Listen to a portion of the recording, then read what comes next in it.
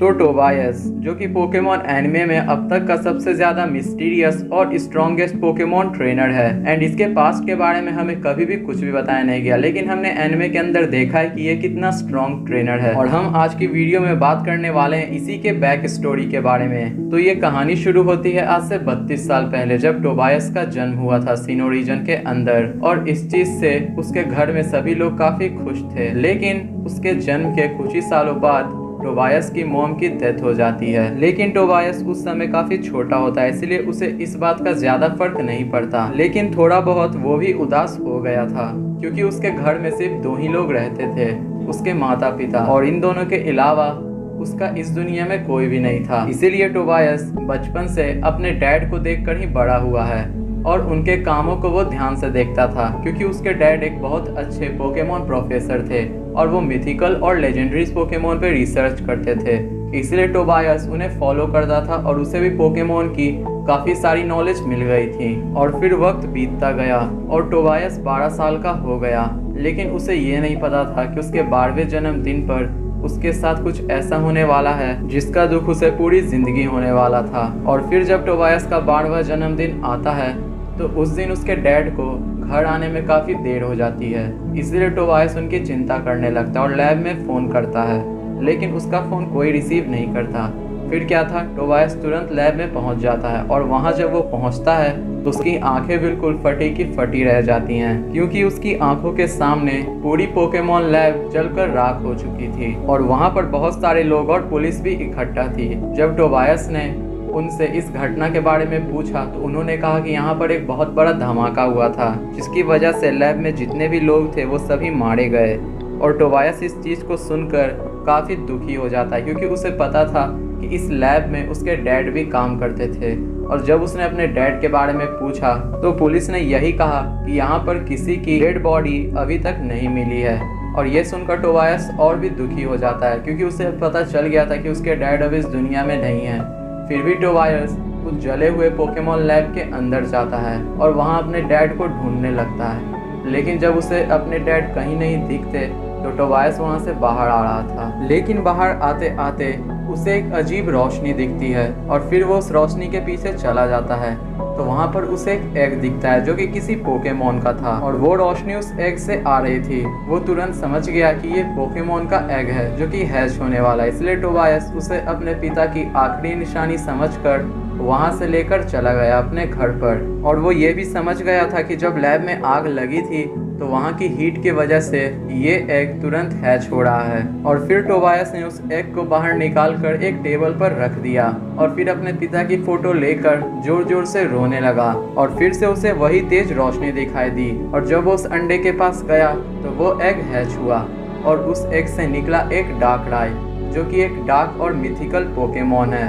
Tobias को उस Pokemon को देखकर काफ़ी खुशी भी हुई, लेकिन उसे अपने पिता के जाने का भी दुख था। इसीलिए उसने फैसला किया कि वो अब कल से पोकेमॉन ट्रेनिंग पर निकलेगा और वो इस दुनिया में जितने भी लीग हैं उन सबको जीतेगा। और शुरुआत उसने सिनो रीजन से की। और फिर क्या था, अगले दिन टोबायस डार्कराय को लेकर वहां से निकल पड़ा अपनी जर्नी पर। और रास्ते में उसे बहुत सारे ट्रेनर्स और बहुत सारे पोकेमॉन मिले, जिनसे वो फाइट कर कर अपने डार्कराय को और पावरफुल बना रहा था। और फिर वक्त के साथ डार्कराय बहुत पावरफुल हो भी गया। और टोबायस को ट्रेनिंग करते करते 1 साल कैसे बीत गए उसे इस बात का भी पता नहीं चला। और उसने अपनी जर्नी में अभी तक एक भी नया पोकेमॉन नहीं पकड़ा था, क्योंकि उसने ये डिसाइड किया था कि वो जब भी पकड़ेगा किसी मिथिकल या लेजेंडरी पोकेमॉन को ही पकड़ेगा। इसीलिए वो अपने सफर में आगे बढ़ता गया किसी अनोखे पोकेमॉन की तलाश में। और फिर एक दिन टोबायस को एक केव दिखती है जहाँ से दूसरे सिटी का रास्ता था। टोबायस जब उस केव के अंदर गया तो अचानक से उसका डार्कराय अपने पोकेबॉल से बाहर आ गया और उसे कुछ महसूस हुआ। और फिर डार्कराय वहाँ से भागने लगा। और जब टोबायस ने अपने डार्कराय का पीछा किया तो उसे वहाँ पर एक अनोखा पोकेमॉन दिखा जो कि थी क्रिसेलिया। और फिर वो समझ जाता है कि क्रिसेलिया के वजह से ही डार्कराय इतनी अजीब हरकतें कर रहा था। और फिर उसने क्रिसेलिया को एक पोकेमॉन बैटल की चुनौती दी। और फिर बहुत देर तक क्रिसेलिया और डार्कराय की बैटल चलती है, लेकिन आखिरकार डार्कराय उस बैटल में जीत जाता है। और फिर टोबायस ने क्रिसेलिया को अपने पोकेबॉल में पकड़ लिया और वहां से चला गया। और अब टोबायस की पोकेमॉन टीम में एक और अनोखा पोकेमॉन आ गया था और फिर टोबायस नेक्स्ट सिटी की ओर बढ़ जाता है और फिर रास्ते में उसे एक गांव दिखता है जहां पर टोबियस ने रुकने का फैसला किया। लेकिन जब वो उस गांव के अंदर गया तो वहां जंगल से उसे किसी पोकेमॉन बैटल की आवाज आ रही थी और जब टोबायस ने उस जंगल में जाकर देखा तो वहां पर उसने देखा कि कुछ लोग लाटियोस और लाटियास को परेशान कर रहे थे और उसे पकड़ने की कोशिश कर रहे थे। और फिर बाद में उसे ये पता चल गया कि वो लोग कोई और नहीं बल्कि पोकेमॉन चोर हैं जो कि लेजेंडरी और मिथिकल पोकेमॉन को पकड़कर उन्हें अच्छे दामों में बेचते हैं। और फिर टोबायस ने बिना टाइम वेस्ट किए हुए अपने डार्कराई और क्रिसेलिया को बाहर निकाला और उन पोकेमॉन चोरों को वहां से भगा दिया और लाटियोस और लाटियास की मदद की। और ये चीज़ देखकर लाटियोस और लाटियास टोबायस से काफ़ी इम्प्रेस हो गए, इसीलिए वो उसके पोकेमॉन बनना चाहते थे।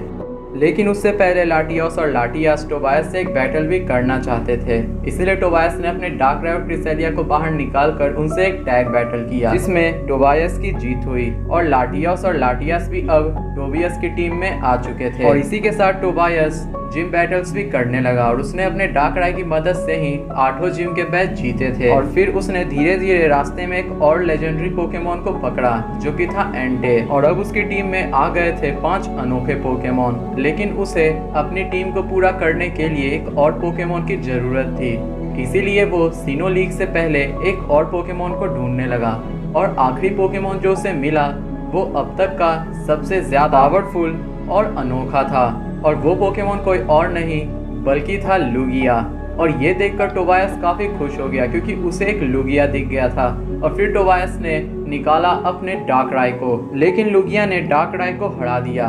फिर भी डार्कराई ने लुगिया को बहुत अच्छी तरह डैमेज दिया था। और फिर टोबायस ने अपना दूसरा पोकेमॉन निकाला जो कि थी क्रिसेलिया।